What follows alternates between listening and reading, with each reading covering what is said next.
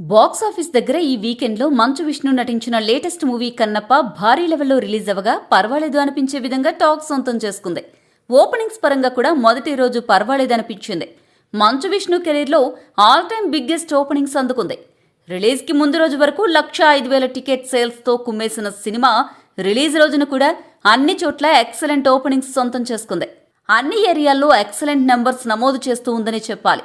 అన్ని చోట్ల వర్కింగ్ డేస్లో అనుకున్న దానికన్నా కొంచెం ఎక్కువగా డ్రాప్ ఉన్నా కూడా ఉన్నంతలో మంచు విష్ణు కెరీర్లో భారీ వసూళ్లను మాత్రం సొంతం చేసుకుని విష్ణు కెరీర్కి మంచి బూస్టప్ నైతే ఇచ్చిందనే చెప్పాలి.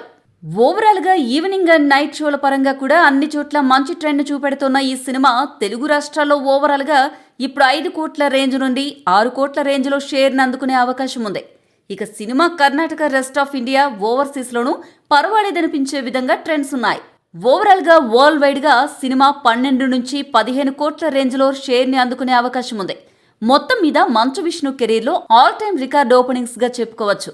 ఇక first day offline ticket sales పెరిగినా కన్నప్ప కలెక్షన్స్ 15 నుంచి 20 కోట్ల రేంజ్లో ఉండే అవకాశం ఉంది. అయినా కన్నప్ప టీం ఇండస్ట్రీ హిట్ అని మొదటి రోజే పోస్టర్ రిలీజ్ చేయడం ఇప్పుడు చర్చనీయాంశంగా ఉంది.